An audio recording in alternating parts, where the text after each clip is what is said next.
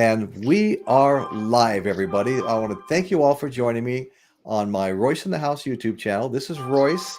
Tonight we're going to be talking about the Beatles' latest song that was released on the 2nd of this month, November 2nd. 2 days later on the 4th, no, it's the 3rd. A day later on the 3rd, the actual video was released. And so it's hard to separate the two, even though last week we had a show on the song and not on the video. You can't hardly talk about the video without talking about the song first. And the whole idea of the show is how everybody reacted to the video. Okay. So let's just get her started and take off with this. Now and Then by the Beatles was released, as I already mentioned, on the 2nd. The video was released on the 3rd. The record stutter. I'm not used to buying a record. I'm used to buying an album, and I bought this today, and I'll pull it out in a minute. But anyway, so the record, the interesting thing about it, it's Now and Then, and what we have paired together as a double A side is Now and Then on side one, the last video we're ever going to see from the Beatles, and their very first video, Love Me Do, from 1962. So that's Now and Then, pairing those together. But anyway, so it's basically like a psychedelic soft rock ballad. Would you agree with that, Michael? Yeah. Okay. There's touches of psychedelia in there. Right. Not overly so. No, not overly. No, it's not like Dark Side of the Moon or anything. But No. And as a matter of fact, if I had had my druthers voice, I would have loved to have that orchestra a little bit more upfront and separated in the mix to get the where you can hear the bows rub against the strings. Right. And if I have any criticism on that song, it's only that the orchestra isn't up enough, Right. Okay, but let me do it. And I do too. Let me do a quick shout out. We've been joined by a few new people in the last couple of minutes. It's hard to keep track of this when you're doing the show, but Chris Elliott's in here. Man of Many Voices is here. The Music Sanctuary's joined us. Angela has joined us. Eric Schultz, James Watson, of course, and Caitlin. We've mentioned Caitlin before. Our own Caitlin Stoddard.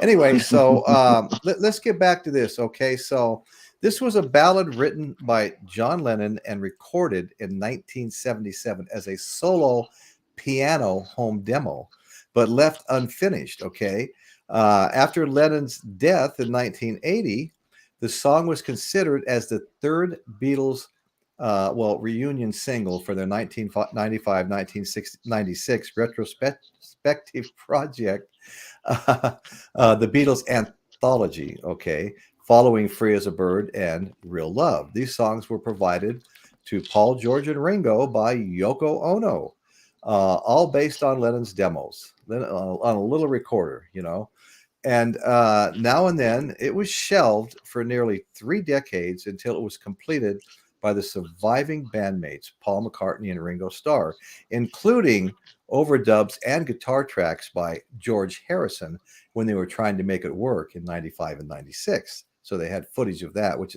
I think is phenomenal. Okay. The final version features additional lyrics by McCartney.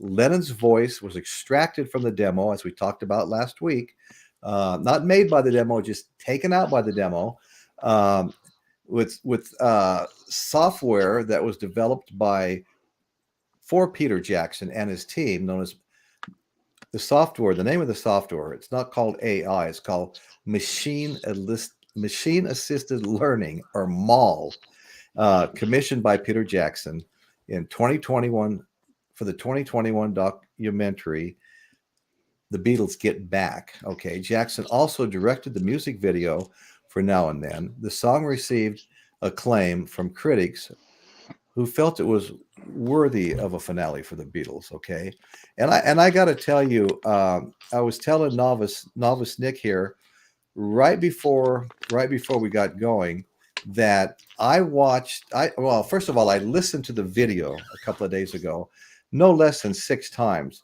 but it was all on my cell phone and then again on my computer.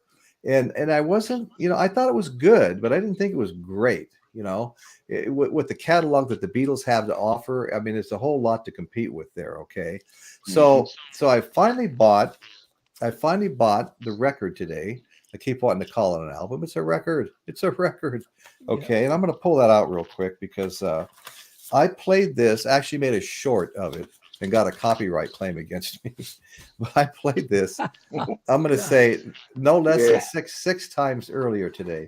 This side actually Royce, said there is a rule on the internet: do not ever play Beatle music. Yeah. Apple will come at you faster than anything. Yeah. Well, You that's know? right. But you know what? It's only going to be not released in 2 countries. And guess who decided what countries they were? Had to have been England, because it was Russia and Belarus.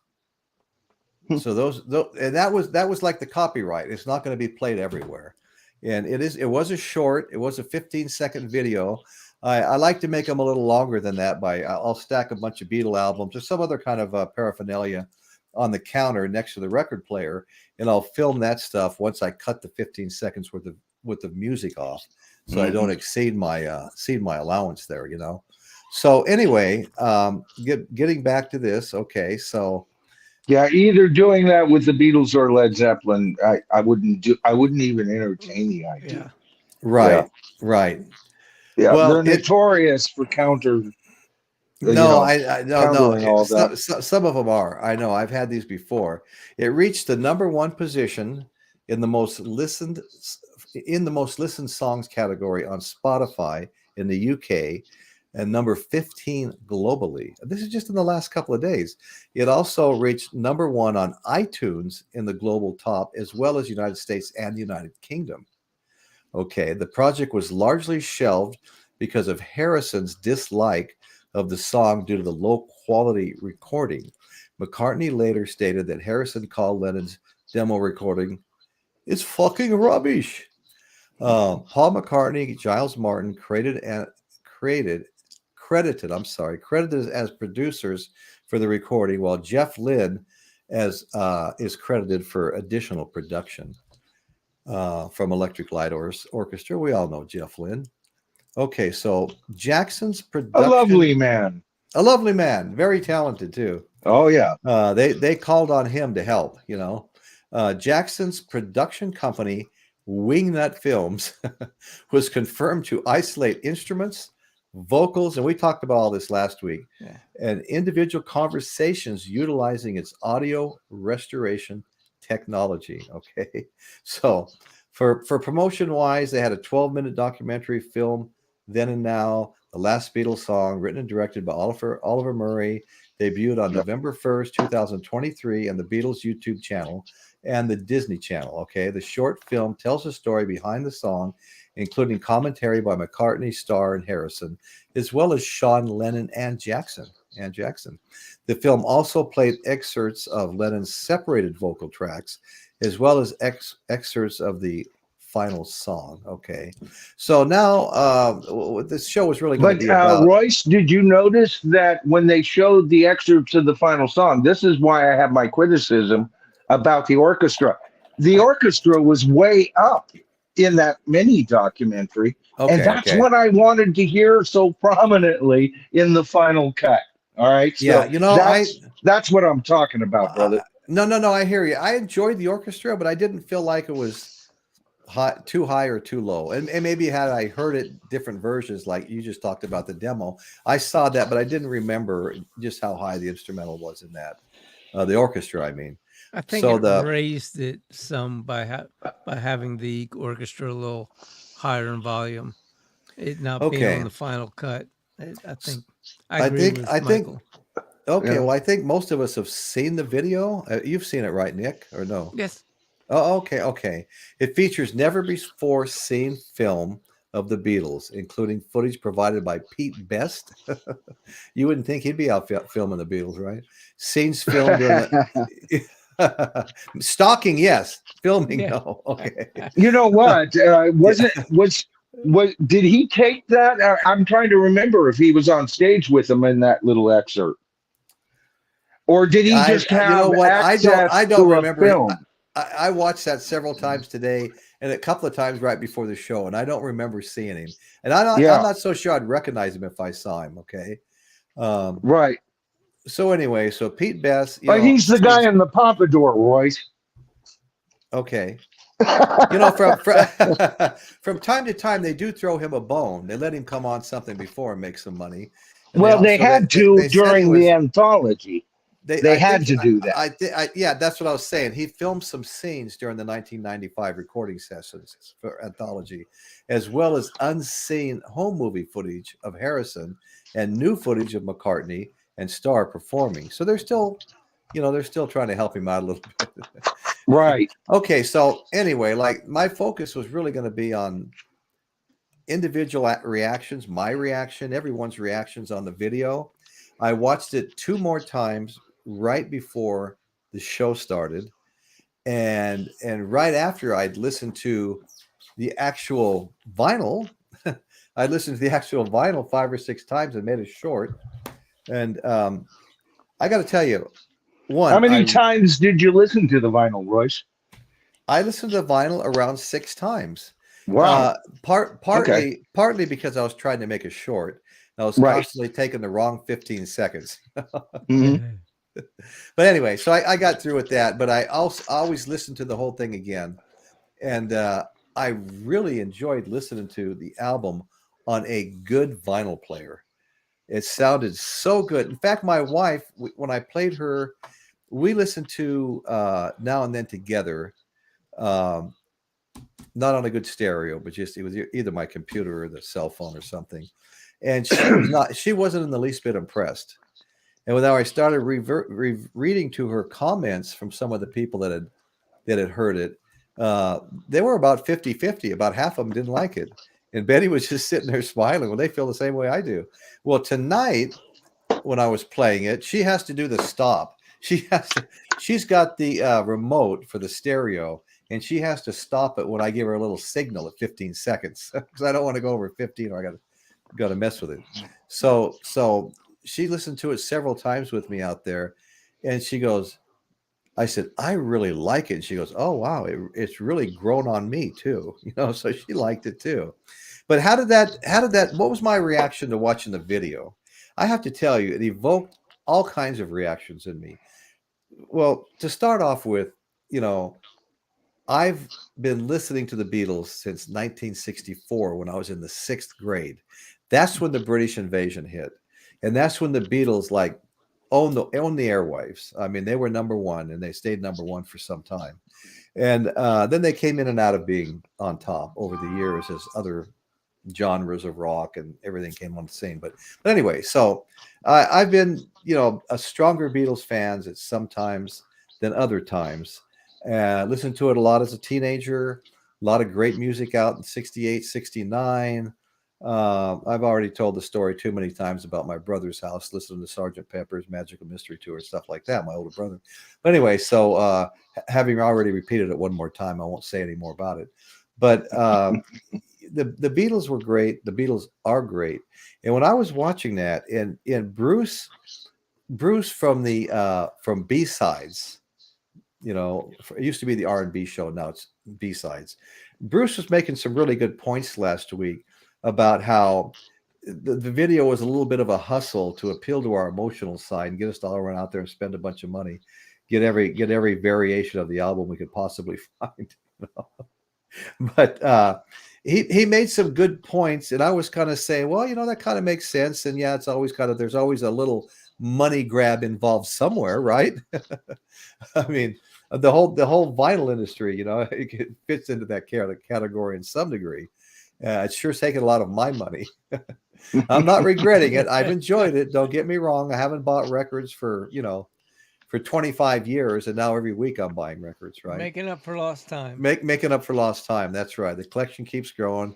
I'm going to be building new shelves soon. Okay, but how did that make me feel, though? I started watching that video, and I tell you, it became somewhat of an emotional experience for me.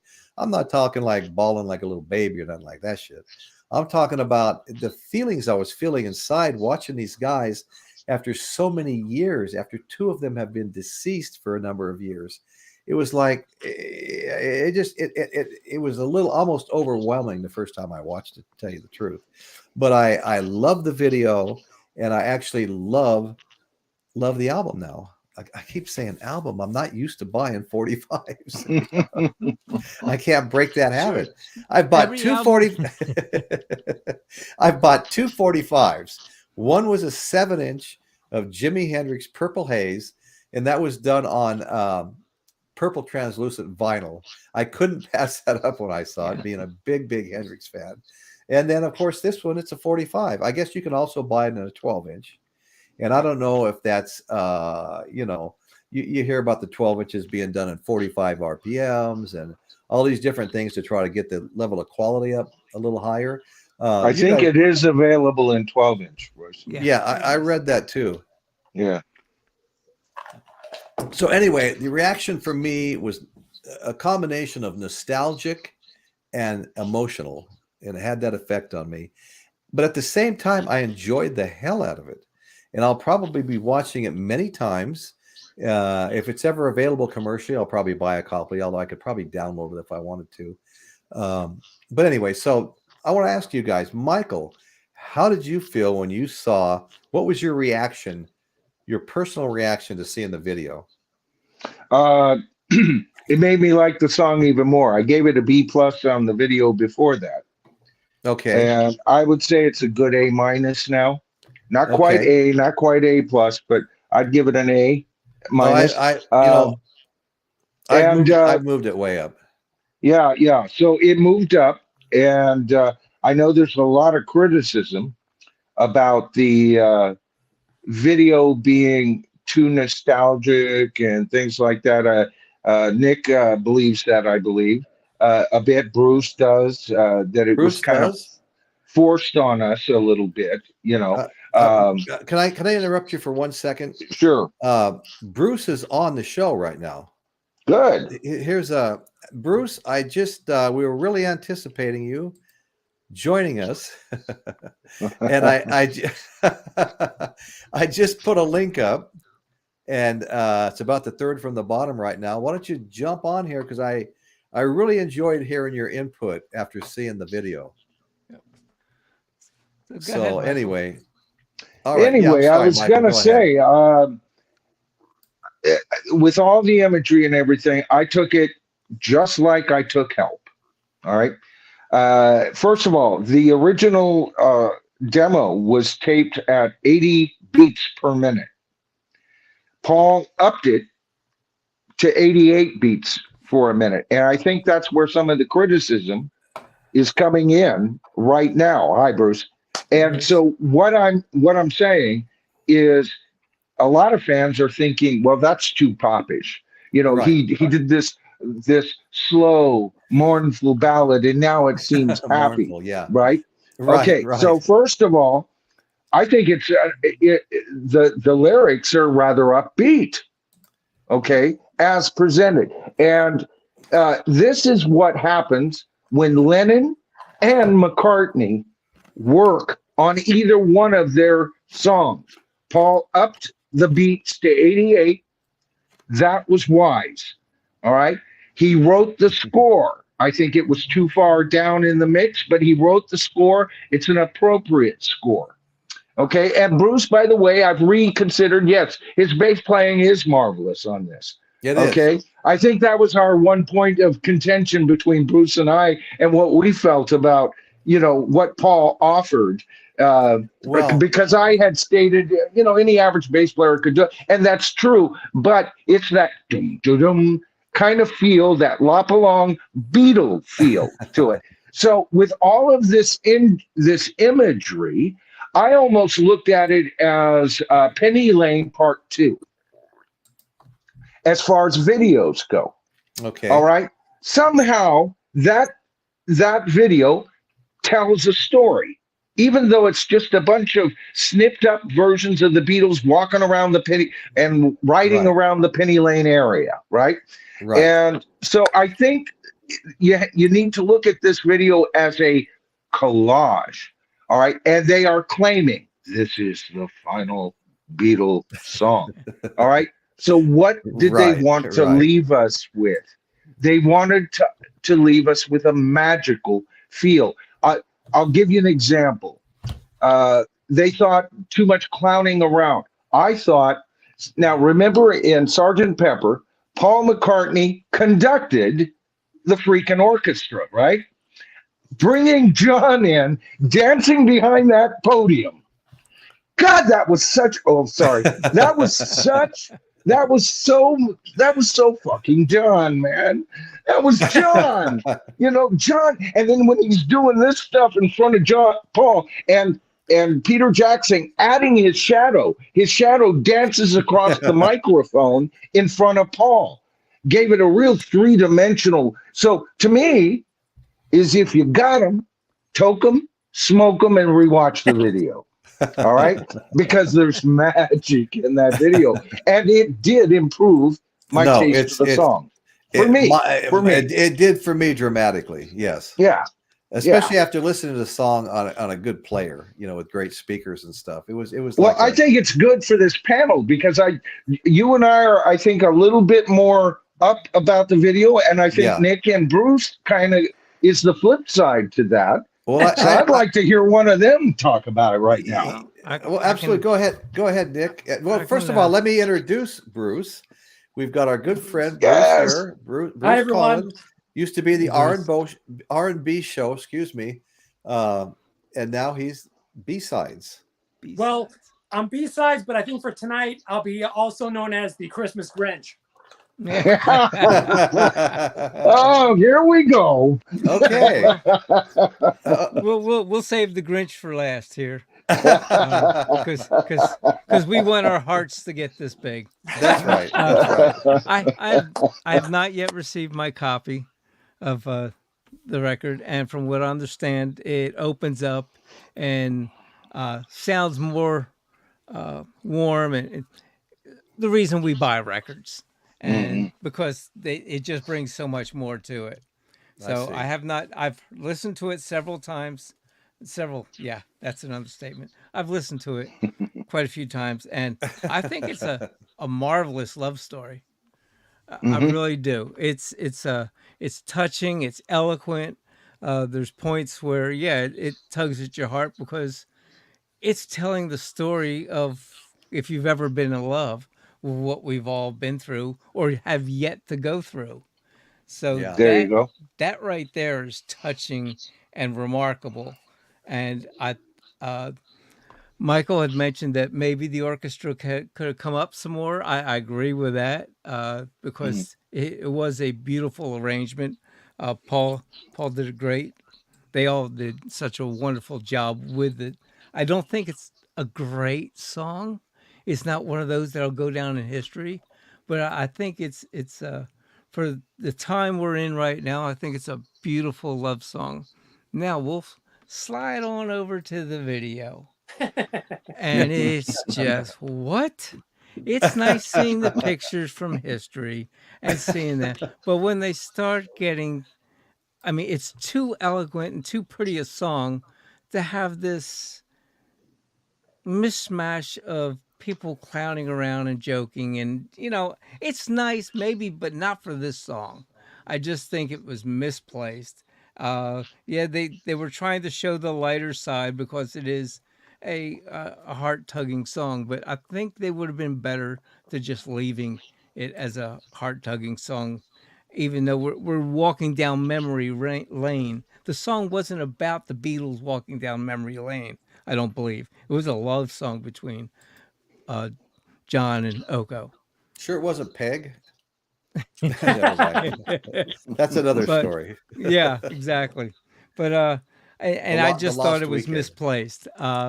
It was certain parts of it were really heart touching, and then all of a sudden, here comes the Three Stooges. I'm like, wait, what? What is with that? It just didn't. To me, it didn't mesh right with what was going on. It was nice seeing it, but as part of the song, maybe as an addendum to the song, that would I don't know. It just, to me, it was misplaced. And I'm hoping to get the same thrill from the 45 when it gets here, and give it a spin, which leads to one question that I've seen in the gallery, and I'd like to know, B-side, what I haven't listened to it. What say you? But we'll wait for that because we want to hear right down here in the corner. Let's see if we can point. There we go. And the Grinch. It's time for the Grinch. Wrong corner. Wrong corner. Well, not my that corner. I get where he's going with it. See, I was pointing diagonal over here. It point. Yeah. Okay. Okay. No, that works. Yeah. So The earth is say round. you? What a journey this week has been, huh, guys? I mean, you know, Oh, yeah. just Hello, just this Bill. thing. Anyone who has watched Bill. my videos knows, you know, it started with a documentary. I did a video on that, and I really enjoyed the documentary. It kind of really whet my appetite even more for the song. It made me anticipate it much more. So it was very effective in that sense. I was much more excited after watching that documentary to hear the final product. And then for the song itself, for me, I have to say, final grade an A. I really, really like the song. And to hear myself say that, as someone who was not a fan of that demo, I'm really shocked to hear myself graded that well. But the song, the completed song, is a miracle. It's miraculous what they did. It's a triumph of production. It's a triumph of arrangement. Paul's passion shines through as far as really filling in the gaps on that song. Yep. And, you know, all these people are saying that, oh, it's you know, initially, yes, it may have been a song from John to Yoko, but it takes on a whole completely different subtext, you know, as a Beatles song. Yeah. Can I add one thing? Yeah, go ahead. It is a Beatles song. It feels like a Beatles song. Yep. And that is the bottom line. There are a lot of people saying, oh, it's not a Beatles song, but it's like, you know, first of all, it's of a piece with Free as a Bird and Real Love, for sure. Also, it's probably what the Beatles may have sounded like today. So, I mean, you have to kind of leave that open. It has the Beatles on it, you know, so. Hey, Bruce? Yeah. I have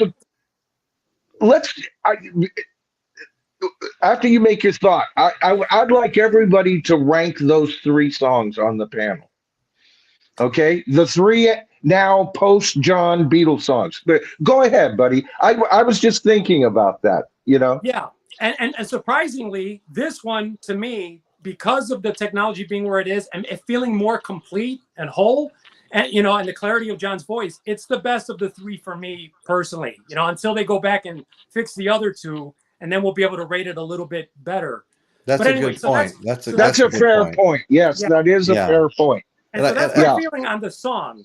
The video, I think I'm more with Nick on this in the sense that watching that, I was okay with the beginning of it, but then I felt like Jackson was doing everything he could to really manipulate the audience and wring every last tear. And I didn't like the effects, and I didn't like them sort of all being together as if they were playing the song together. Just, for me, it was like a step too far on the nostalgia bait and on the sentimentality. Like, the song has a lot of power to it, and it communicates a lot on its own. And I think this was too literal an interpretation of it, even though I know people were very, very moved by it, and I can appreciate that side of it too.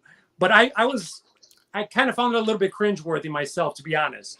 Now, I thought that scene that you're criticizing will become very poignant in a few years, because in a few years, they'll still be playing this video.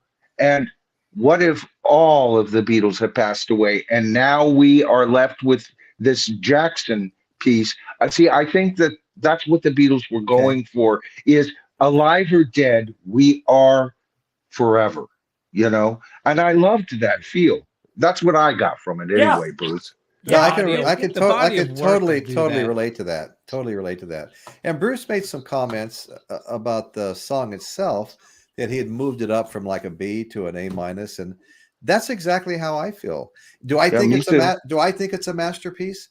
No, not in the context of the best songs the Beatles ever made. No. Right.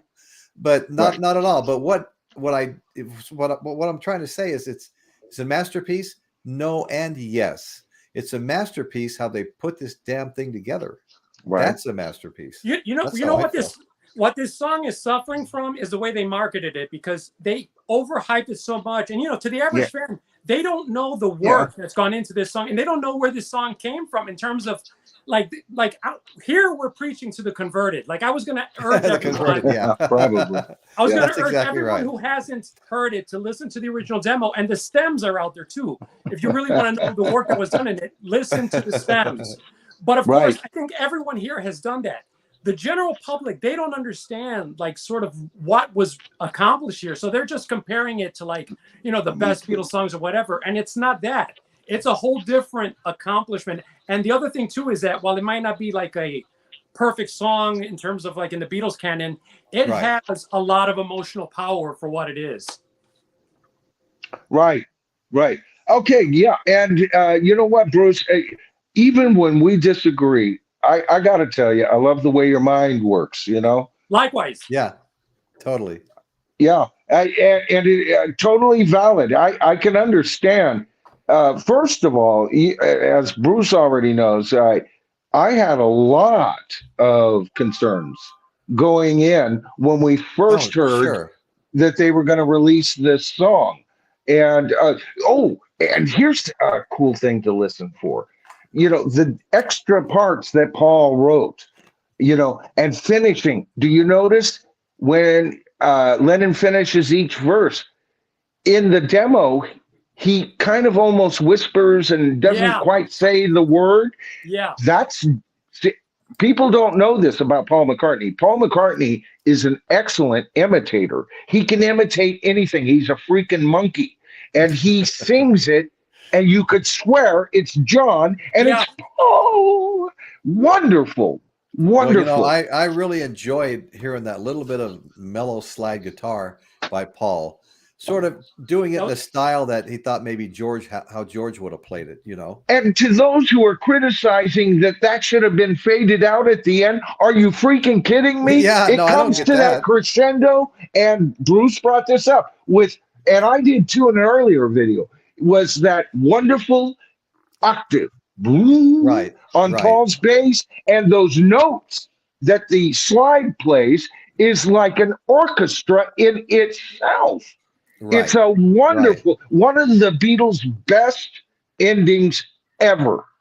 If you don't know what I'm talking about, just play the last, half minute of the song and just listen to it. Go on the journey, folks, because Paul wrote this wonderful orchestra slide guitar besides the excellent imitation again of George Harrison. He is the ultimate creative monkey of the rock universe, man. His bass playing came through nicely, and it was just so good.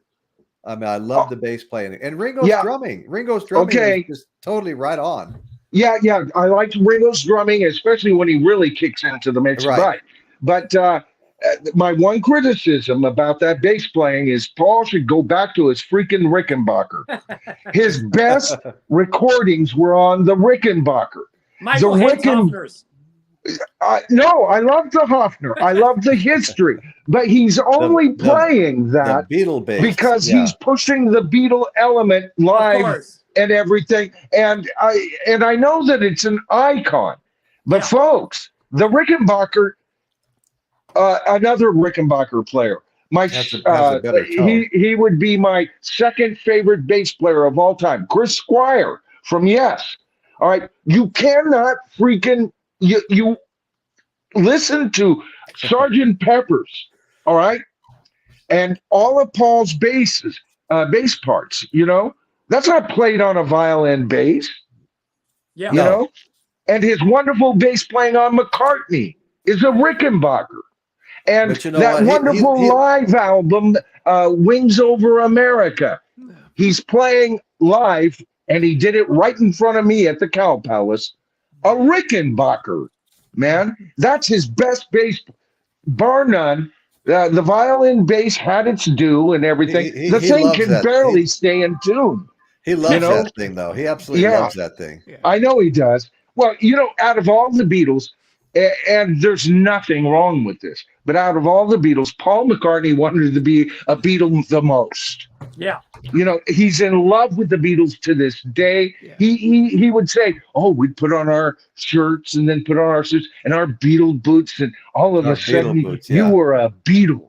You know, he got excited about that. The rest of them are going, "I'm gonna mess with my tie, and I don't want to do this anymore." You know, Paul was always in love with being the Beatles, and as being the major spokesman, last major spokesman alive for them. What better man to curate their music? Well, that's the plus side of it for sure, because you know, right. there are a lot of people out there like upper echelon artists who are not necessarily great custodians of their own legacy. Paul definitely is a great custodian for the Beatles' legacy for sure. Yes, he is, Bruce. Yes, absolutely. He is. One more point I wanted to make about the song though too, because a lot of people were complaining about this. Oh, they lost that whole bridge section. Listen to that demo. It had to go. It did. Go. Thank you. Thank you, Bruce. Yes, you're right. And the new section inserted is far superior. Again, before it was a John Lennon song.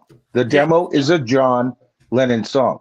It is now a Lennon and McCartney song. A Beatles song.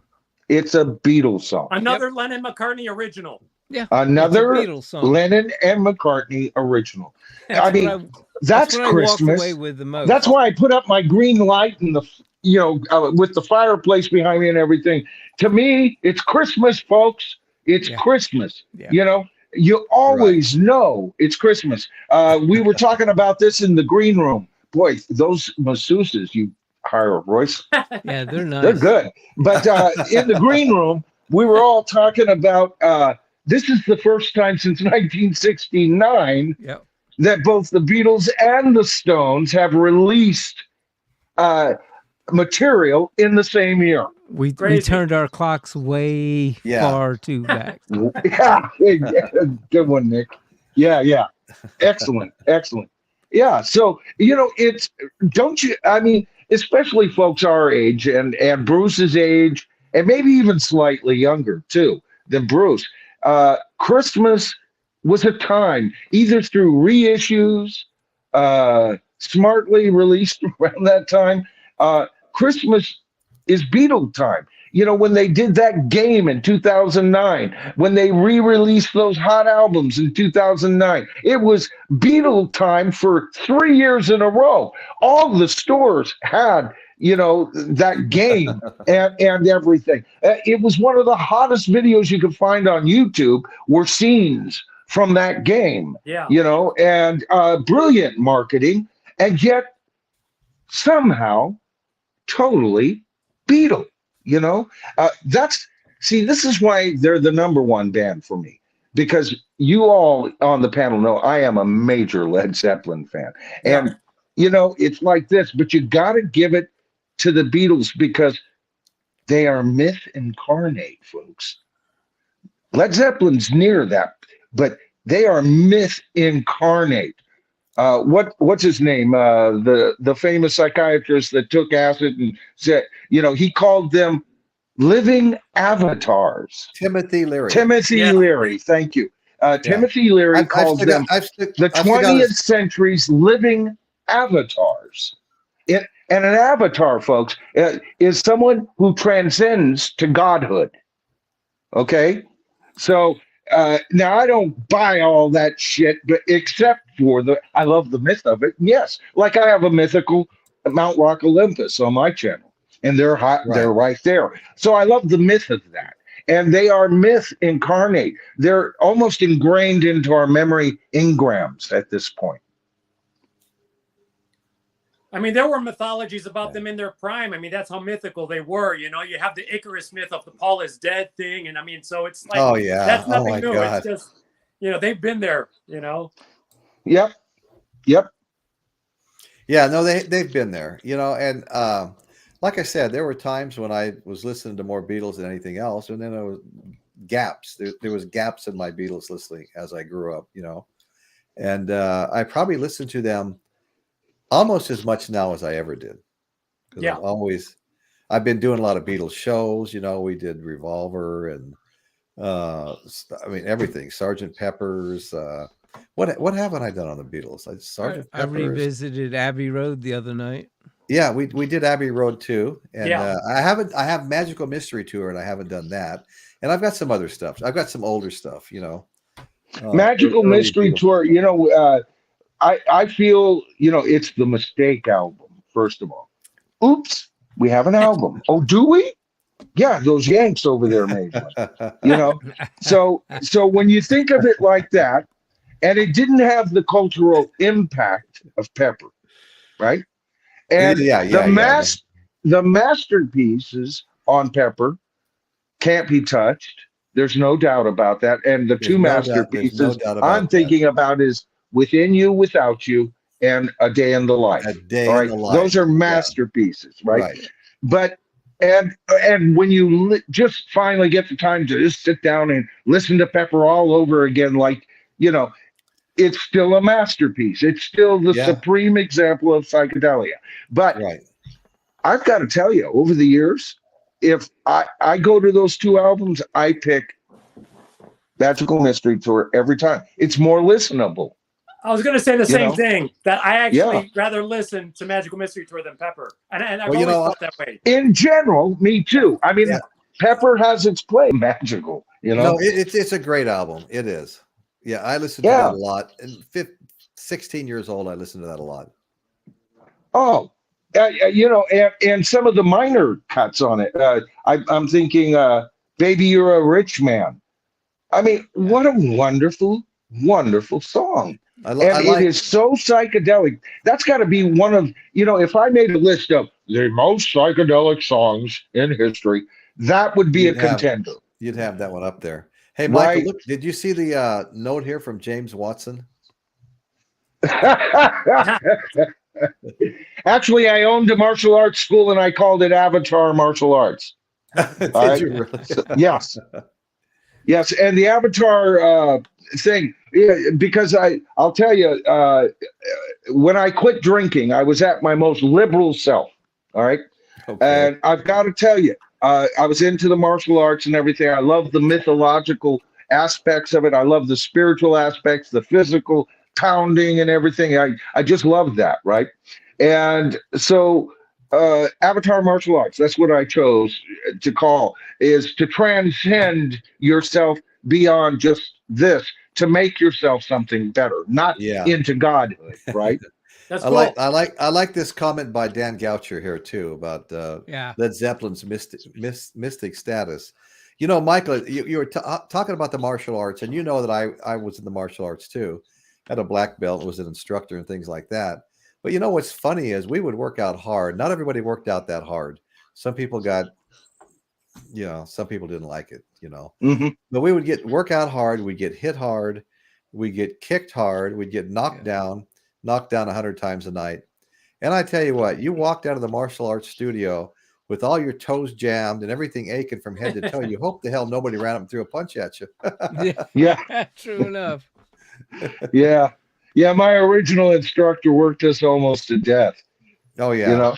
Oh, yeah. He would not only make us run these incredible laps because it was in a city, barefoot on cement. Yeah. But we'd have to prove that we could roll on the cement. And he'd call us to roll every time. Well, you're taught to roll. And yes, you can roll on cement without getting all scraped up and everything. And you can do it going at 1,000 miles an hour, too, if you're trained. And so I always think of those days as like, I got so beat up, Royce. But, you know, what it fed me was way beyond what it took from me. Absolutely. No question about that. My brother had a friend that was a boxer, and he wanted to teach. He said, I want to show you. I want to teach you how to box. I said, I've never boxed. I've always been into Taekwondo. so he starts showing me a couple of things. Next thing you know, I get turned around. I hit him with a full roundhouse. He's out cold, and it wasn't intentional. It was just, you know, reactionary. I got turned around. I've got my black belts in Taekwondo, and for that very reason is why I also studied Aikido. Yeah. and Jeet Kune Do as well. So I'm with Bruce Lee. Whatever the fuck works. Yeah. Right. And it was funny. If grapplers are beating footmen, the footman better learn to grapple at least well enough to set up those grapplers to knock them out with a round kick. Right? Yep. Absolutely. So Bruce Lee definitely had the right idea as far as integrating everything, which is why he's considered the father of UFC. Well, he's the greatest martial artist in the history as far as I'm concerned. Bar none, absolutely. Because he broke so many freaking molds. And yes, there's mythical stories on it. Like Dragon is full of them. Mm-hmm. That movie. Right. It's a fun watch, but man, there's so little truth to it. But just listen to Bruce Lee interviews, and they're all over the place on YouTube. And the man breathed it. He breathed it. You've all got to check out this comment. Check out this comment. Oh, that's perfect.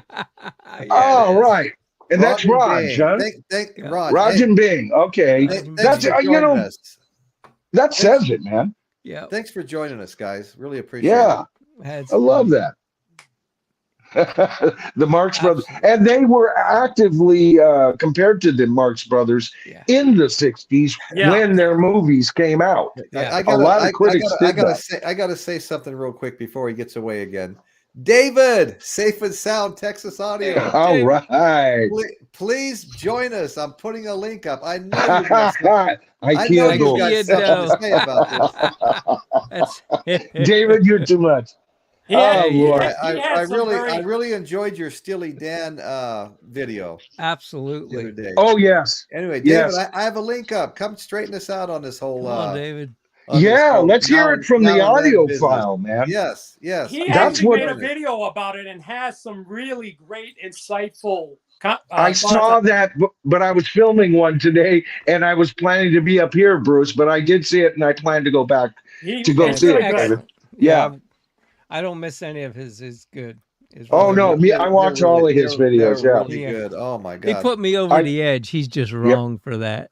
Well, I've said it probably too many times on this channel, but the man has a great set of ears. He knows what to listen for, and I highly respect his opinion.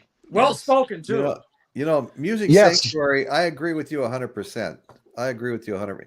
Keep the guy on his heels, moving backwards as you're constantly going forward. Yeah, that works. I have tons of Bruce Lee books on these shelves. I just love his writing too. It's so good. Yeah, me too. Yeah, me too, Bruce. Yeah, that's amazing. We all have similar heroes for the same similar reasons. We had some real poets, in our generation particular study. One of my favorites was Dave Sword. This guy was one tough son of a bitch. And he wrote one poem called The 5 Stages of Fighting, if I can remember it. To block a punch, to kick a groan, to close the gap for more, to beat a man unmercifully and knock him on the floor. You'll stomp and kick and hear the crack of bones, you know you're winning. He'll beg and scream. You'll smile and say the fun is just beginning. That's when you strike the final blow and watch his eyes roll back. You've entered the abusive stage, and this was all you lacked. You look around and find the biggest pool of blood and vomit, and yank him by the hair and take his face and rub it on it. If you have to urinate, you'll piss on him and say, I wish I could have held that shit till later on today. Yeah, Dave Sword. Can we somehow get Paul McCartney to finish that one? Well, I haven't thought about that in years, to be honest with you.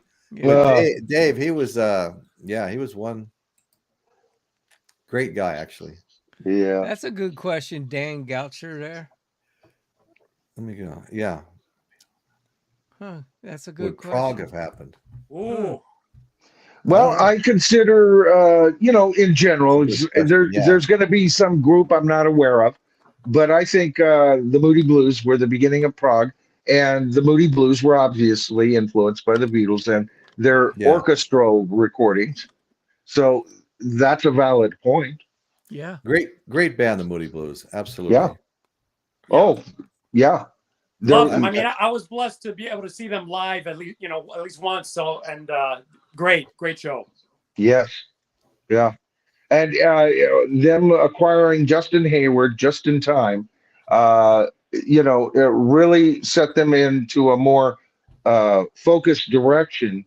And I'll tell you, to me, they're the first multimedia artist because they were recording artists. They were a rock band who could play live. Okay, other bands did that, but they also provided poetry. And put a whole lot of serious thought. I think that some of their albums are some of the finest album artwork examples ever, right? And their way of blending things, and then using an orchestra for an album here, but Pentatron there. I don't understand why they've been kind of forgotten. I don't see a whole lot on them or people talking about them. Now that I say that, watch, I'll find a zillion videos. I think a lot of times though with this, it's really how aggressive the estate is with kind of curating that stuff, because I feel that way about a lot of bands that are getting lost to history. I mean, here's one, like Michael, you and I are huge Police fans. Those guys I don't think are great curators of their legacy because they're kind of getting a little bit lost too. So like the Moody's, I see it being the same thing where you have to be aggressive with the reissues and the documentaries. Otherwise, you are going to get forgotten. I thoroughly agree with you about the Police too there, Bruce. And part of the problem is as Sting has mellowed his style, that is has become like a simmering, smoldering fire that's not quite going yet or anymore, right? And so even though he has a ton of fans still who will buy anything he does, I feel, and I'm a big Sting fan. I've collected all of his albums. I like him post Police, but he was better with the Police, you know, with the exception of the Soul Cages. That one album is as good as anything the Police did. All right, as good as Synchronicity. Okay, but he hasn't been that consistent. He's done. I like 10 Sumner's Tales. Sumner's Tales. That's a great album too. But as he's gotten more mellow, and the Police aren't on tour anymore, and there's not a ton of remixes and repackaging or reissues or anything going on there. Yeah, they're in danger of fading. But as far as I'm concerned, they'd be in the top 5 bands of classic rock. For sure. I mean, I agree with that. And again, I think that might be a case with the Moody's too, because they were such pioneers also. And again, like you talk about the artwork, the symphonic stuff, you know, it's just a shame because, you know, some of these bands, they do deserve more due. Yeah. I agree. Well, I thoroughly agree. Two Legs, who's up on the screen right now, he's got an interesting sounding podcast. I'm going to have to check that out. Oh, yes. Oh, yes, it is. Yeah, that's you're really right, good. Two Legs. Absolutely. As a matter of fact, that's the album, of course, that made me a solo Sting fan. You know, there's some amazing stuff on that album. Oh, yeah. Russian motifs, things like that. I love it. I love the follow-up, too. Nothing Like the Sun. I really love that album. I'm a huge fan of that album. Yes. Okay, look at Michael Chavez is wondering if there's any chance of a Police reunion. Anyway, I feel like they did it, right? They did it in 2007, 2008. I think they did it to like satisfaction. And I from what you hear, like, I think for Sting, it was still a little bit tough to kind of get through it. So I really don't foresee it happening again. And yet I made a video that all I want, Michael, is a trios tour. The Super Trios Tour of all trios tour. Headliners, the Police. Hey! All right. Hey, David, The headliners David. would be the Police. The second to the head of the second headliners would be Creedence Clearwater Revival and Grand Funk Railroad, baby. Oh, what a concert! I Wow. think you're gonna have to stick the cream in there. That would break all of the records, man. Yeah. David. Okay, hello, we've got guys. David. Safe How and are sound, you tonight, Texas. sir? David, How you doing, David? Sorry, been David, busy. I just You've had a busy day. busy day, peeking in and Hey, out. I'm David. trying to get a mono box. I'm trying to work on getting a mono box. That's Thanks for joining us. We Okay. appreciate You're it. welcome.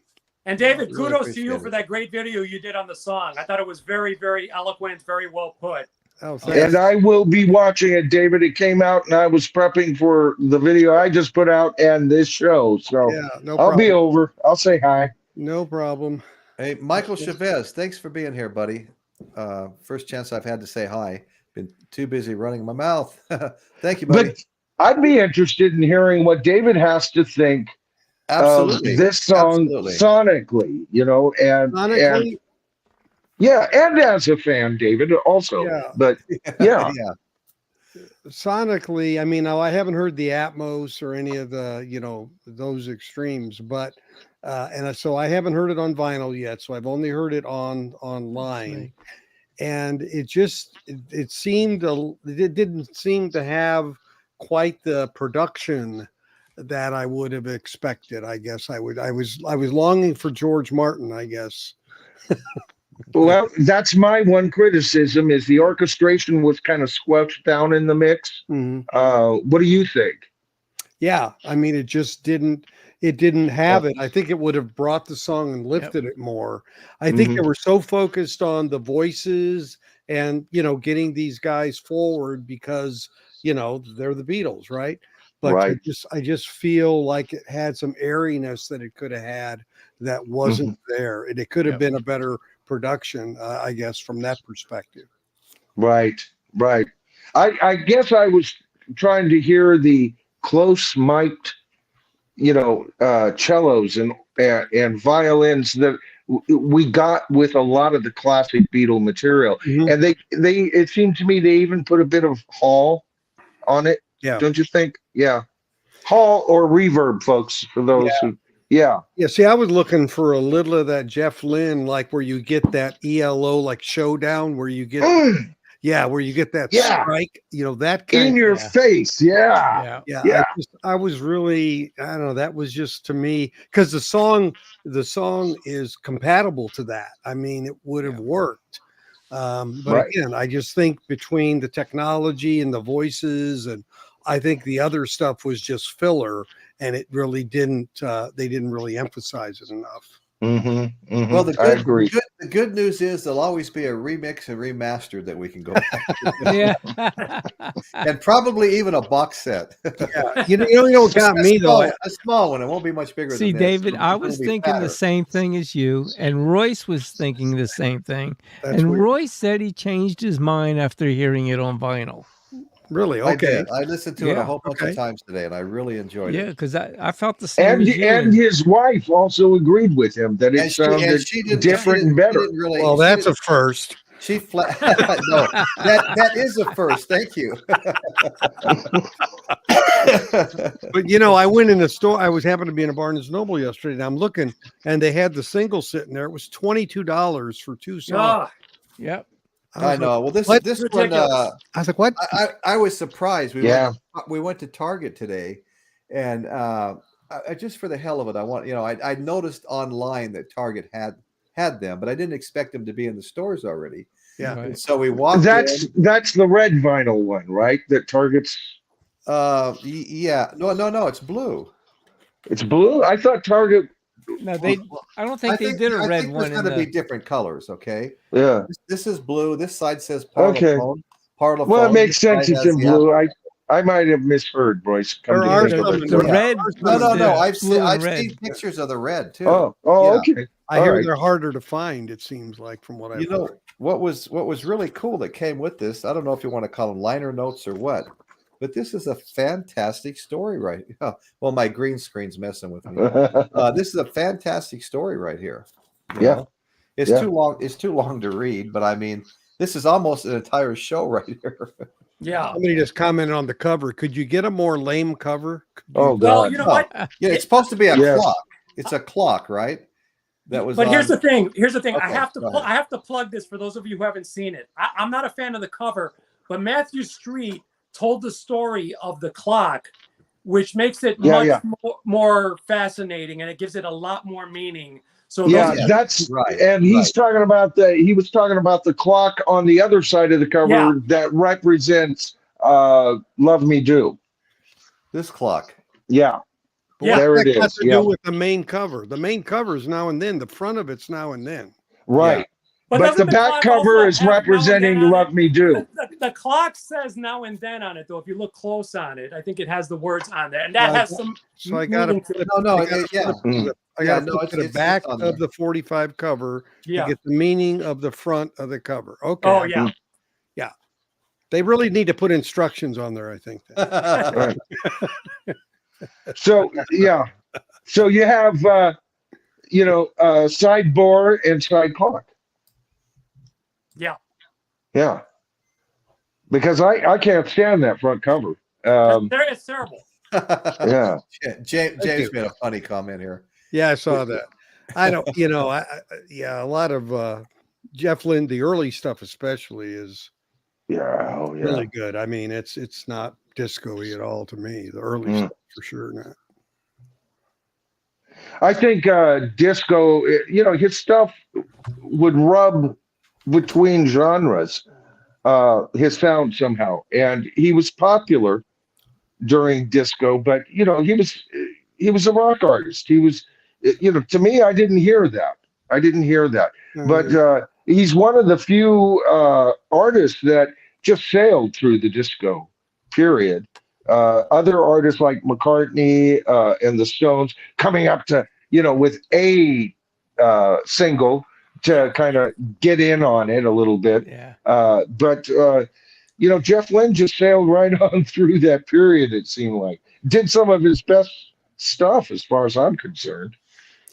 Well, he did do that Xanadu soundtrack, and that was associated with disco a bit. So. Well, there was Xanadu.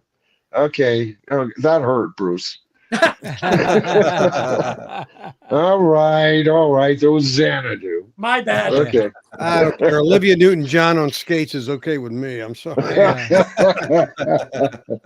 Right. I was about to say you couldn't pass up that opportunity to work with her. Come on. Yeah. And if she was whispering, "I honestly love you," in my ear, I might actually like that song. Yeah. No, she was a sweetheart. She good-looking gal, decent actress. And what was her first hit, singer. If Not For You by George Harrison? Yes. First international hit. That's right. Just to tie a bow on it for you guys. Oh, yeah. Yeah, well, it's just interesting times. I guess next week they release Red and Blue. I ordered the Right. all of that.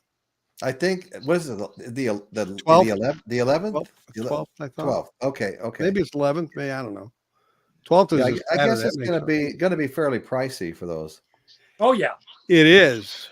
It is the dual set that I got together was like $174. Yeah, I've seen it as low. The box set as low as $159. That's red and blue together. Yes. Okay. Yeah. Those are sold out on Beatles. Yeah, that's the black vinyl, the 150. The 150 is the black vinyl. You're right, Nick. Right. Yeah. The color variant went quick, and it was $179. That's what I need. Another color variant of the color. But does that have a third album in it? No. Right. There you go. Yes, we'll be doing a shootout of the old versus the new. Yep. There you now, go. is that American press or UK press? It's American press. I actually have a Japanese one also of color vinyl. I feel like the albums, and I'll be honest, if I like it, I'll say I like it and everything. But I think they're shoved down our throats. There is where I will where I'll agree with Bruce wholeheartedly. Is the whole project? We're going to get 1/3 of Rubber Soul before they remix Rubber Soul. That is an insult, and I'm so angry over that. And what they should have done is remixed Anthology added this to the third anthology, and add some extra footage if they wanted to do an extra special condensed version for a TV special on Disney, right? I would have been much more excited about that than this. This is spilling the beans too soon. This is, Revolver got this wonderful launch, and deservedly so. Mm-hmm. Okay, Rubber Soul, what is it? A redheaded stepchild? Yeah. No. Absolutely. Now I will admit that Rubber Soul is my favorite Beatle album, so I am hurt a little. It's personal, it Michael. stabs me in the heart just a touch, but it is a major album, folks. Rock's first album.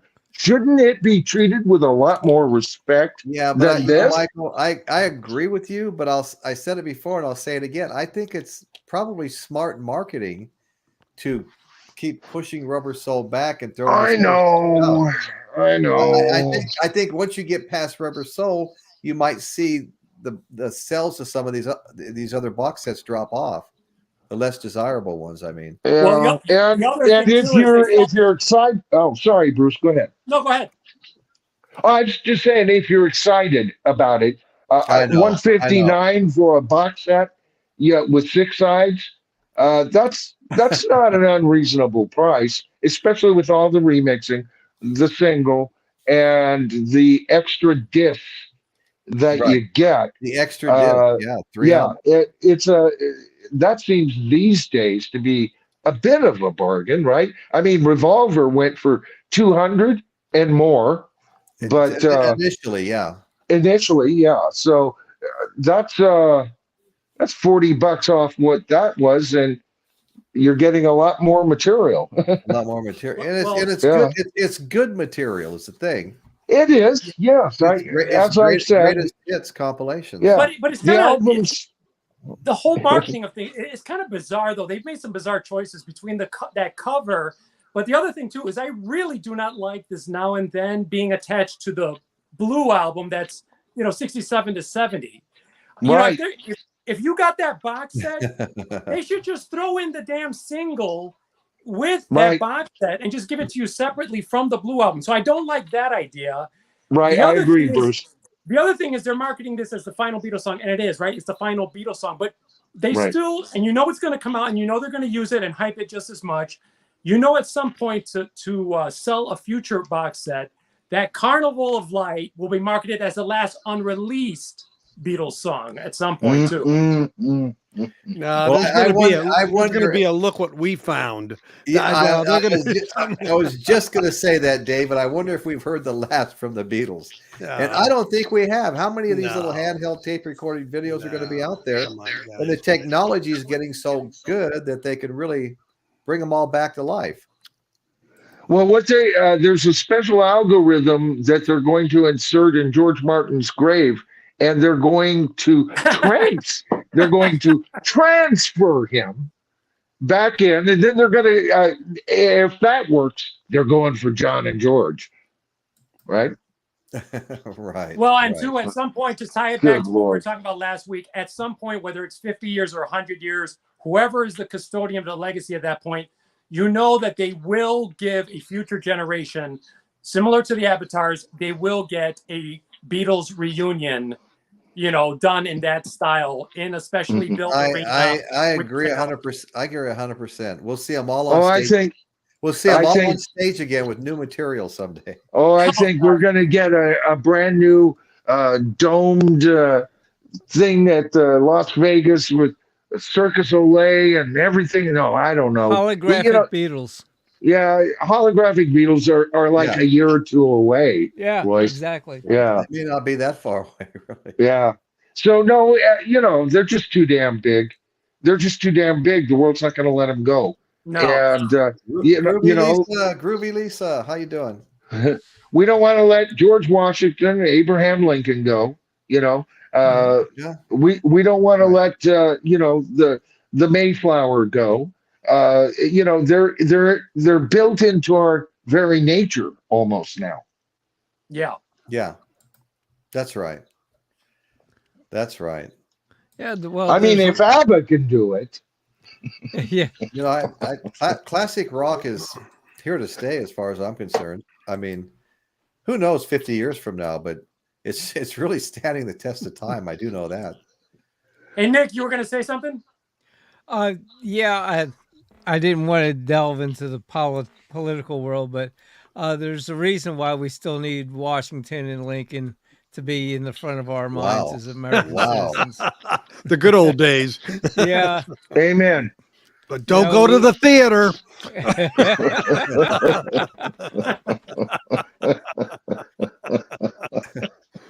Hey, there's some breaking news. ABBA is touring with Avatars. Yeah, they are. They are. Yeah, Avatars.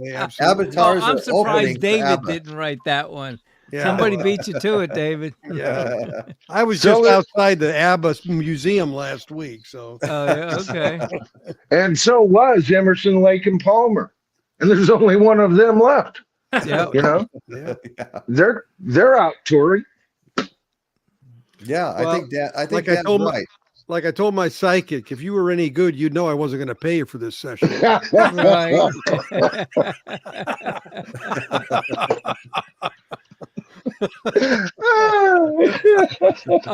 Groovy Lisa, you think $30 is a lot to pay for the cassette?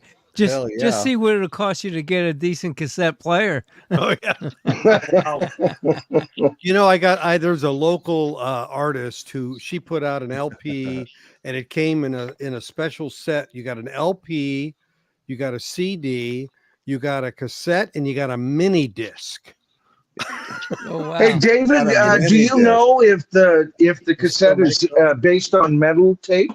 Or is this just like your generic? Probably generic. Probably not the. That's sad. I don't know why anybody'd buy that. Hell, I've got still TDK blanks that are machined. The housing of it was machined. It's like a light metal aluminum. Yeah, me too. I've got them. They're clear with the aluminum metal. Yeah, I think they're called I've got a lot of my old masters during the years that I recorded on high-speed cassette decks, and you got the metal tape because that improved the quality so much more. And then the high speed gave more sonic territory on that tape. Sure. So I'm a big fan of metal cassette tapes because they can sound excellent. Excellent. Oh, absolutely. High fidelity. And I used to have a Nakamichi Dragon. Somebody just wrote Nakamichi. They're unbelievable. Yep. Yeah. I wanted to add that I went to the link David had posted earlier, and a link to Skylab, and it was a tour of Chad's factory, and they showed a cassette tape that was about this side, a cassette, but it was this side blown up. And he said the quality of that, he said the only thing, I think the only thing slowing down the sale of those, because the quality was far beyond LPs, is the fact that the machines were so expensive. Did you see that, David? Okay. Yep.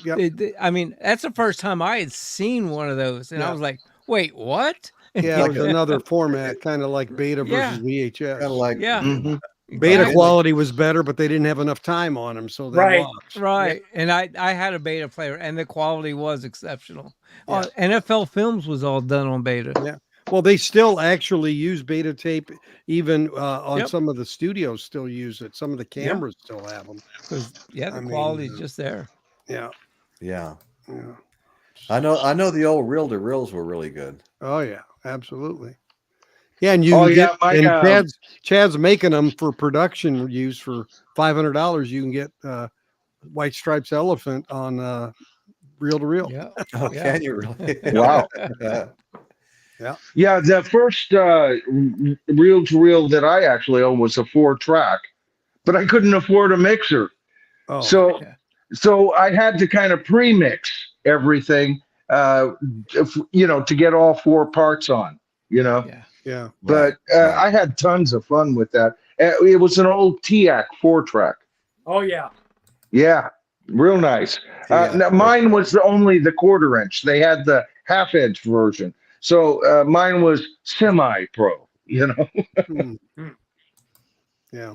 Wow. We use 4-track carts in radio when commercials and even songs would get transferred to 4-track carts. Yeah. Yeah. It looked like an Yeah. 8-track, but they were 4-track. Huh. Yeah. And those Wow. things had a like a really high pitched frequency at the end of it, and it would trigger the next deck to start. Oh, So you okay. had to calibrate those suckers, but you could literally leave the room for 40 minutes and it would just go from one to the other to the other. Oh, wow. That was in the 70s. So Yeah. Wow.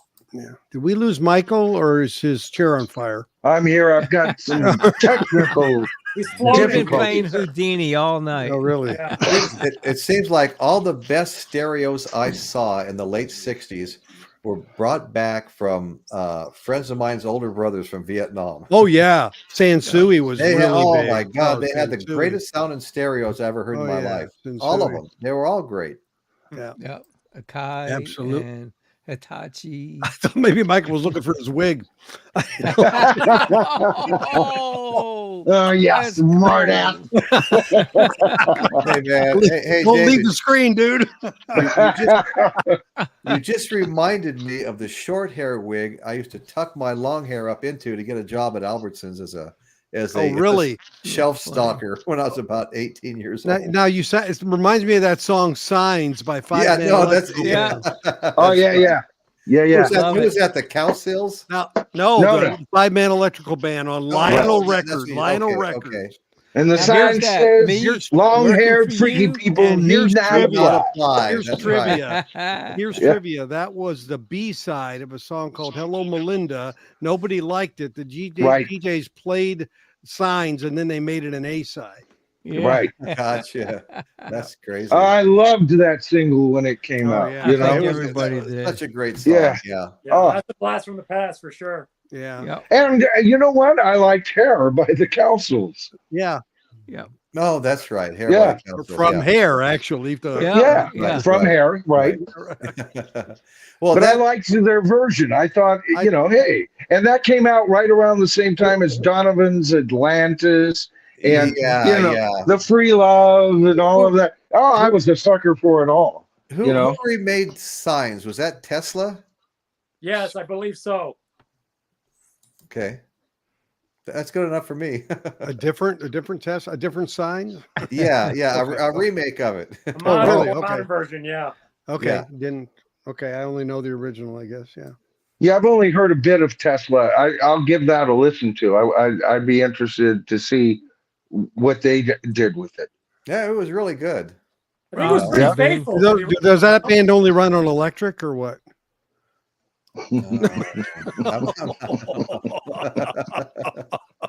Ooh. Tough Yeah, crowd, I'll tell you. they're actually known as an acoustic band too.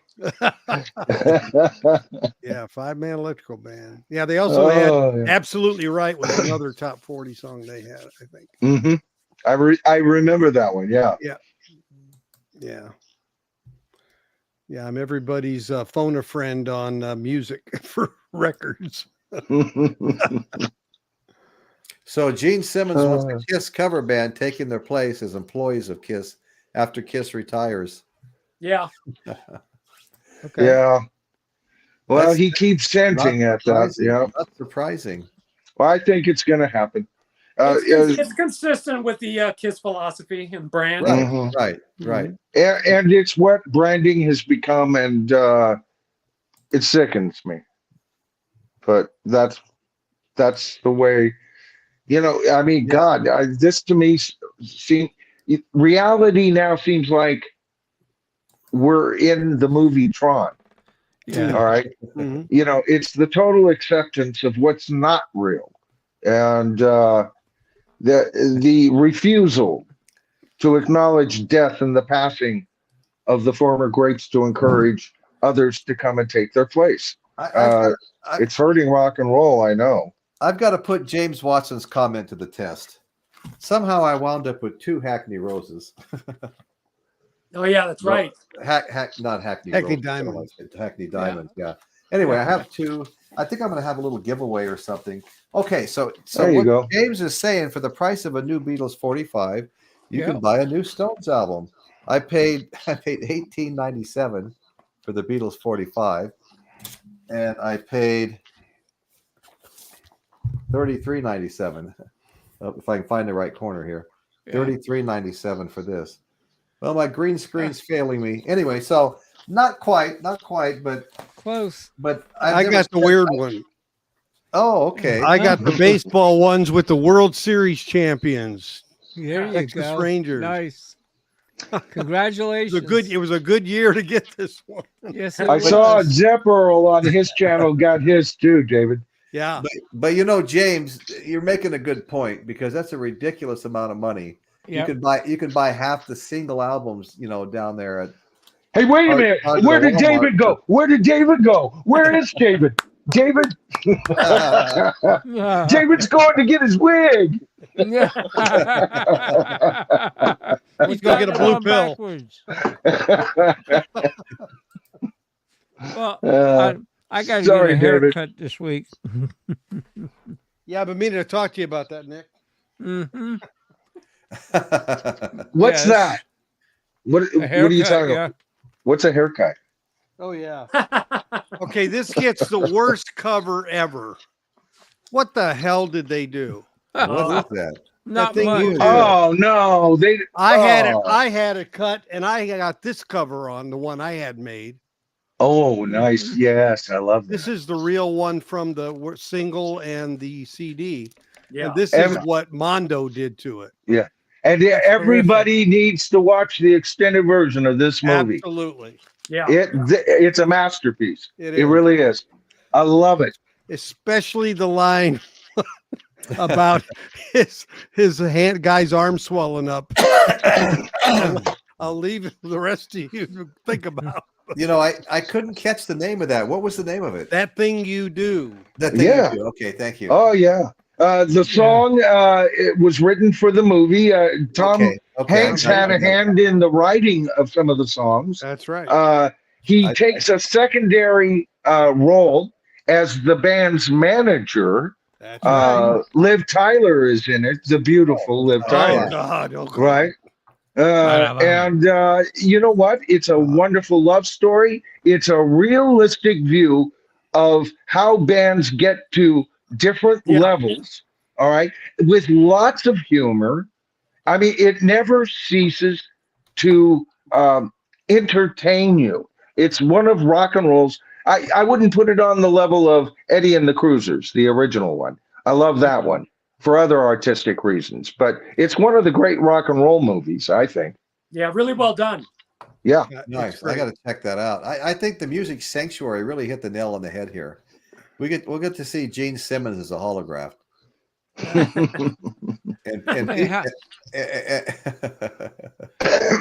I'll say no more. Yeah, I was in the same boat.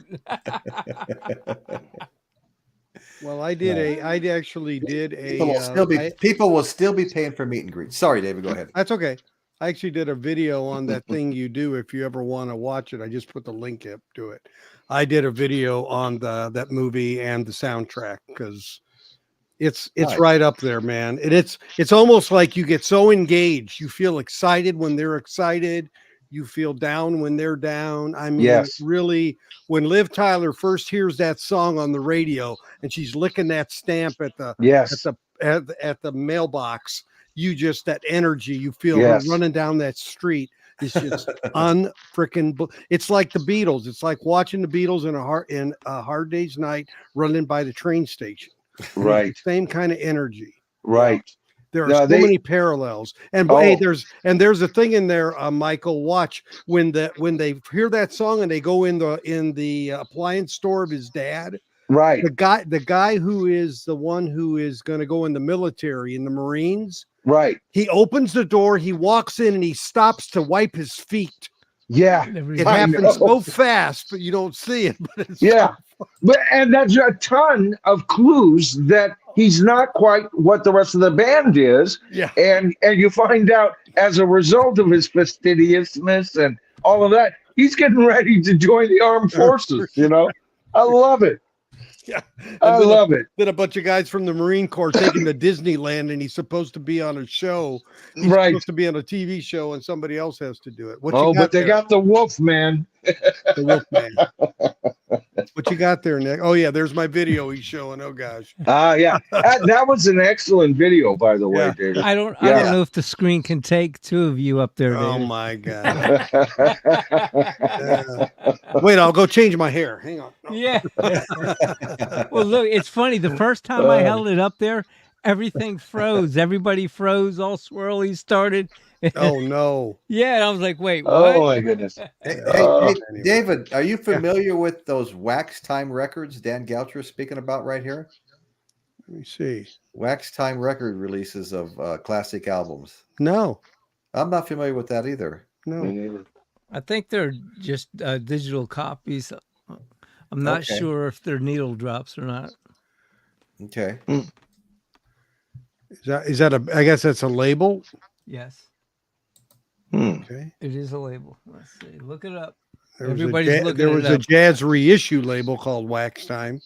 Catherine paid $22 with shipping for my new Now and Then single. Okay. Yep. She bought boring black vinyl and saved $1 by not getting the blue note. Right. Oh my gosh. Should I show you wise choice as far as I'm concerned? Would save $1. I'm not much for colored vinyl. I never have been, but it's gotten a lot better. I've got to show my blue one more time after reading this. Oh, okay. Yeah, okay. Oh, they're pretty and all of that. Yeah, Don't get me wrong. And parlophane. Hey, you can put lipstick on a pig and call it Mona, but it's still Is she Mona? Mona Loudly. That was a girl I went to high school with. Yeah. Mona Loudly.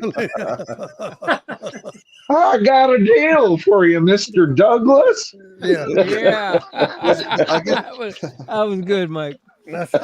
Nothing beats Ava Gabor in the negligee, right? Good Good Lord. for ratings. Good for ratings. Except her sister playing Erica Tiffany Smith on Gilligan's Island. Oh, God, really? yeah. Oh my gosh. Zsa. I'd have thrown her in the water. That thing you do. That thing you do. Yeah. Yeah. No, really, seriously, if anybody takes anything out of this to kind of go and view any of the recommendations out of this stream, Right. that thing you do if you like movies and you like movies about No, and I like movies. with romance, a little humor, and a period piece that's done just as well as the Buddy Holly story, by the way. Better, actually. Better. That's the movie to go see. You know, they're usually not too expensive to get. Oh no. You know, online if that's all you're The going to do. DVD's like $12. So Yeah. Get it, put it on your iPad and watch it before you go to sleep, man. You know? it's worth it just to see Liv Tyler in it, to tell you the truth. Oh yeah. Yeah, Hey, she's a sweetheart in it. Oh my Hey, God. Michael, how was your last Kiss cruise? My last Kiss cruise, Yes. I drowned. I died. I had to become an avatar and ascend back to a very this. I was so much better looking before. I want to be thinner in my avatar. Right. You and me both. God.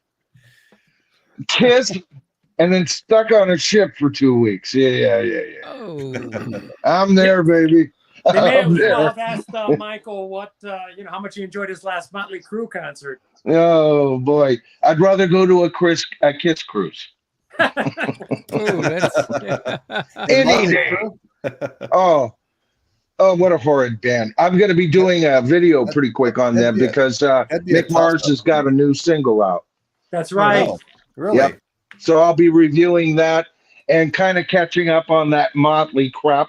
It's been a while since I've done a video on them, and I've got a lot of my viewers going, "What about Motley Crue?" You know, so Right.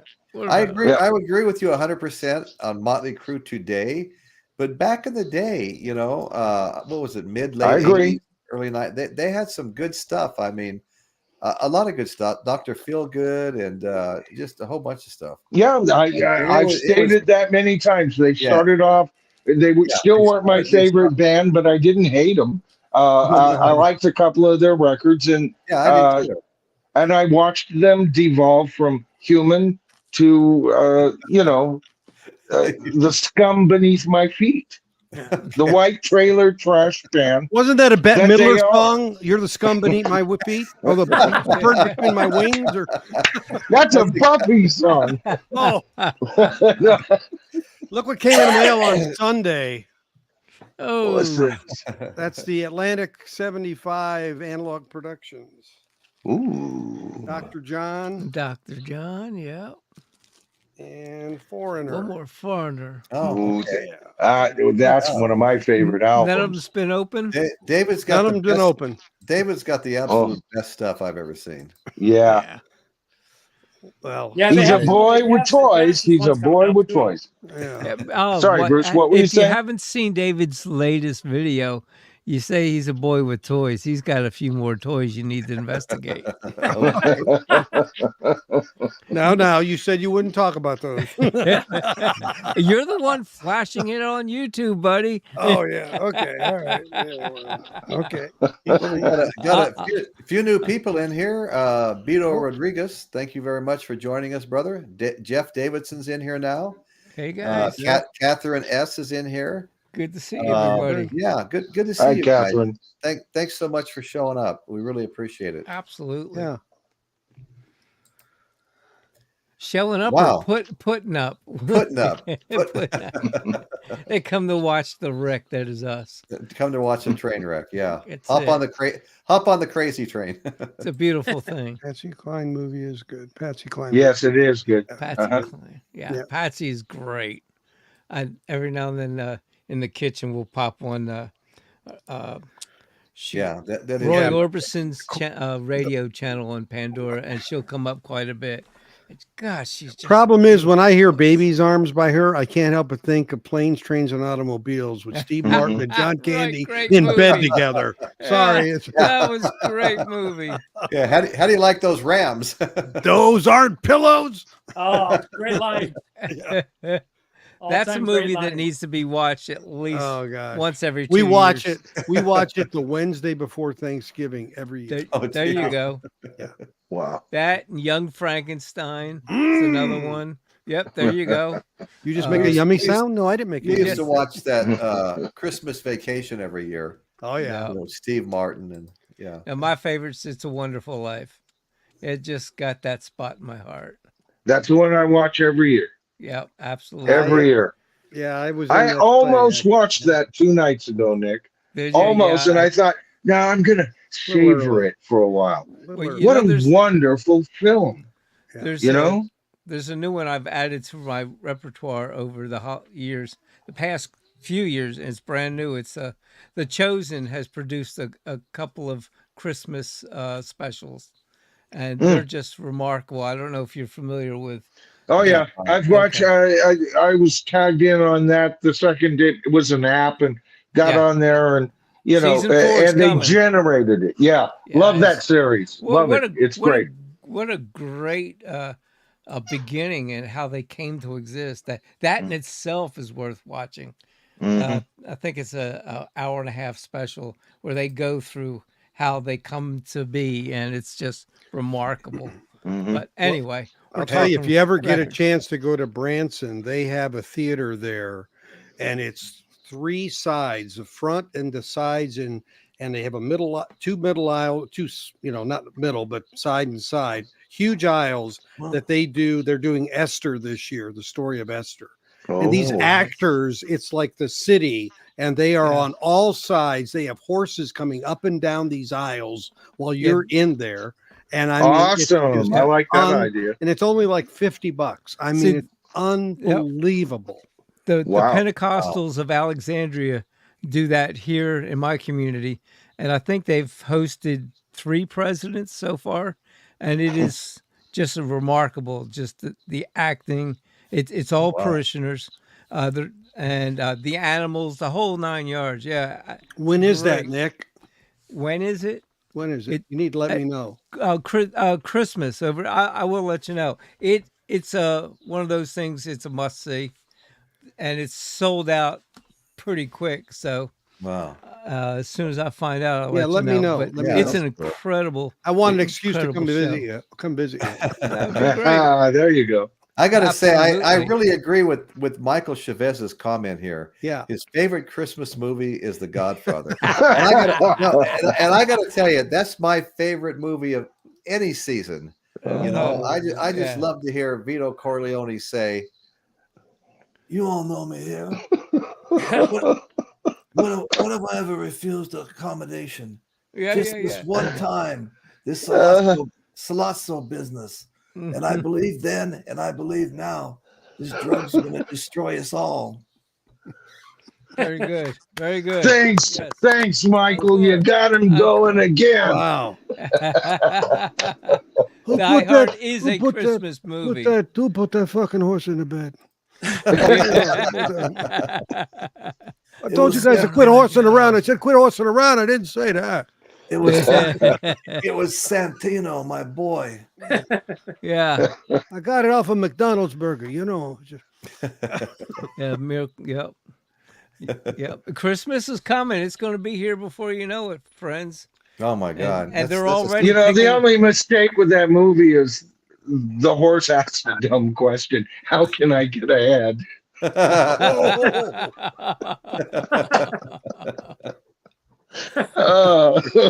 had to match David with something. There you go. Good Lord. He's knocking him out of the park tonight.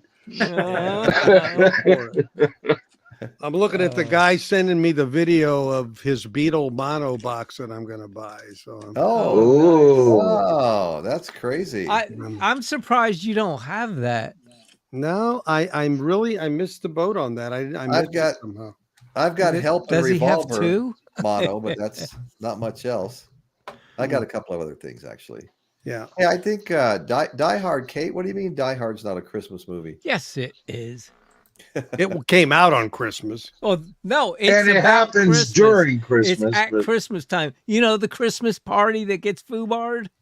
Remember?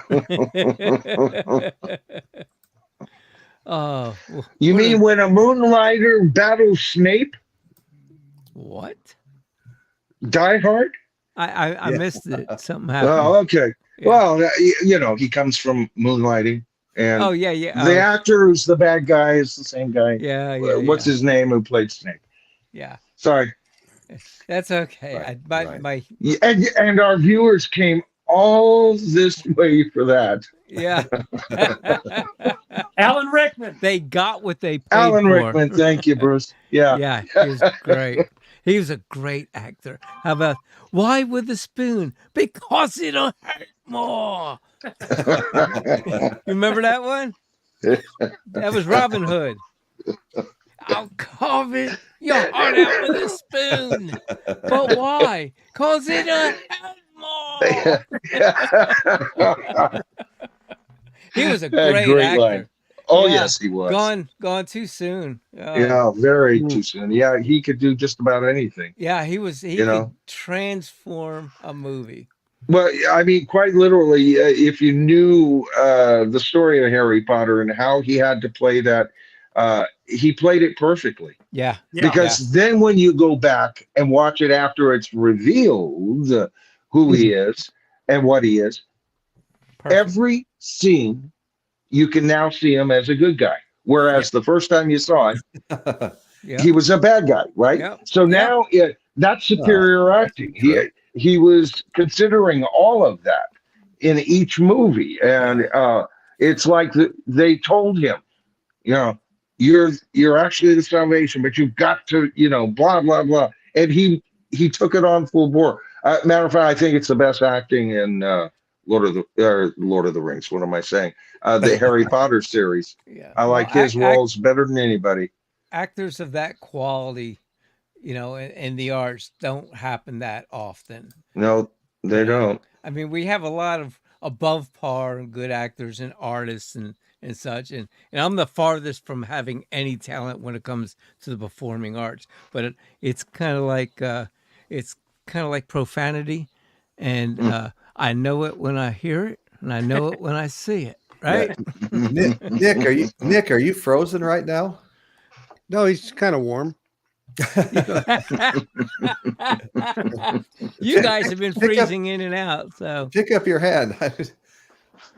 Nope. Tonight it seems like Bruce is the one that's kind of frozen most of the time. No, it's been happening all night. That whole story you just told, your mouth wasn't moving. Yeah, well, he's a ventriloquist from way back. Bruce wasn't moving at all half the night. He was going on and on and on, and he was in the same motion. And then 15 minutes later, the film started where he was 20 minutes ago. That was very distracting. I hate to announce this, but I'm going to spill the beans, Bruce. Bruce is a renowned ventriloquist. Yeah, okay. He's been putting on a show all night, and everybody was fooled. Good job. Wow. Bruce, wonderful. I tell you, when Nick was speaking, I kept looking around. It sounds like Nick, but I don't see his lips moving. Maybe it was Bruce all along. I'm going to make you an offer you can't refuse. I don't want. You talk about being in a show. Look at me. This was me in acting right there on the right. Yeah. Oh, God. Stand up. Man. No, Dave is doing sit down. Too much effort to do stand up. Look at them mallards. These are mallards. Them ain't ducks. They're mallards. I get no respect. Yeah, I'm going to be in that show again this Christmas. So it's that was 12 years ago. So it's another same show. Nice. So. I'm getting so old that if I did stand up, it'd be crotched over up. Oh, Lord. Yeah, I know. So that's the fun in life. Yeah, absolutely. Without laughter, did anybody here buy the 62 to 66, 67 to 70? The new ones? Anybody? No, nope. No, not me. Jack, no. Nick. Okay. I did. You bought the black ones? No, the color.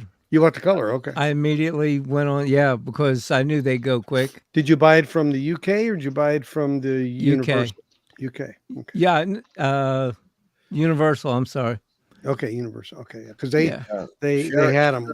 Sherry, I haven't seen that. Yeah, the ones on the Beatles site were gone.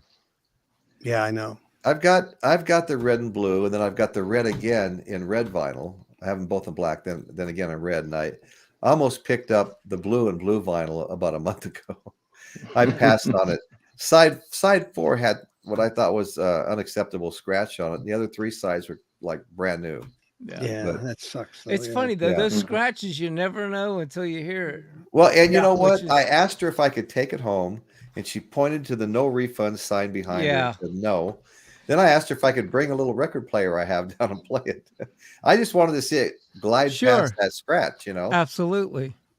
So we have one place here in town that has a bunch of vinyl. It's way overpriced and no return. So it's like, dude, if you want me to buy records, you got to work with me. Oh, and he's never there. Never there. Okay. No, it's in a bizarre area where there's one person collecting money and the tag is what the tag says and no refunds. I'm like, you don't want to sell nothing. No. It's that simple. It must be a front for something else. I don't know. I don't know, but why? I don't know why you think you sell records if you don't work with the public when they're used records. Right. Right. And if you want me to buy a dozen of them, and just stand behind them, no big deal. And I'll buy more probably. Well, like that place I go to in Orchid that gives me 50% off of any used album. If I buy a $20 album, it's $10. I'll find one I like for 10 and get it for $5. All because I had bought one expensive album once there. Yeah. But I took back a Joe Cocker self-titled. Hey, Royce, I've got to sign off. I didn't want to stop anything. Continue, please. I want to tell you something. I'm overdue here, but go ahead. You're overdue. Thank you for having me on, David. It was wonderful to have you back on the panel. Sure. Nick, always, Bruce. You know what I think of you. And Royce, you're the man. All right. Absolutely. But peace and love. To sound like Ringo to everybody, and thanks for participating. Okay, Mike. All right, guys. Thanks, Bye. Hey, buddy. God bless. Well, Michael's right. I mean, I really appreciate all you guys coming here and joining me tonight. I tried to get you last week, David. I saw you go by the chat, and I was like, David just went by. Sorry, I typed in a link and said, "Hey, David." I know. I was actually on the road Okay, in Sweden. yeah, I was yeah, actually yeah, I know. coming back from Sweden. Yeah. I was coming back. Oh, from that's right. Sweden. Yeah. Yeah, you had one hell of a long show you put on over there too. Yeah, 3 weeks. That was like 3+ hours long, I think. Yeah, the one I did. Oh, yeah, yeah, I watched it until I the one fell that Nick and asleep. I were nursing Darren back to reality. Yeah, I watched it until I fell asleep. Look, thanks for bringing back the nightmares. No, Anytime. it was great. Yeah, But you know, guys, actually it's 8:15. I usually try to cut it somewhere around 7:30, maybe a little later. Yep. So I just want to thank you guys for coming in and helping me tonight.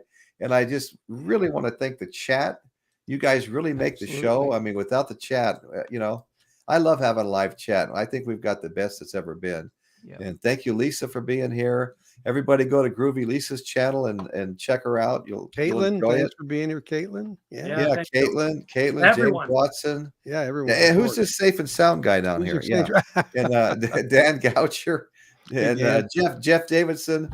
Man, you guys really light the chat up, you and Caitlin, let me tell you. Sherry Baker, thank you so much. And Michael Chavez, a lot of great comments, got me off on a Godfather tangent. There you go. You sounded good. It didn't take much, Royce. Admit it. Yeah. No, it really doesn't take much, you know. he's always got that in his top pocket. Yeah. Absolutely. Just waiting. Waiting. Yeah, you know, thank you, Royce. I've been practicing singing Guns N' Roses' "Sweet Child of Mine." Oh wait, I gotta go. Bye. In the Godfather's voice. Well, you look at the time. Yeah. Yeah. Okay. Look at the time. Okay, guys. Thanks. We're going to Stage sign left. off. We're going to sign off, and thanks everybody so much. And that's what's happening in Good to Royce's see you, world Bruce. today. Thank you all so much. Good night. Take it. Good night. Yeah. Bye bye. Thanks so much, Royce.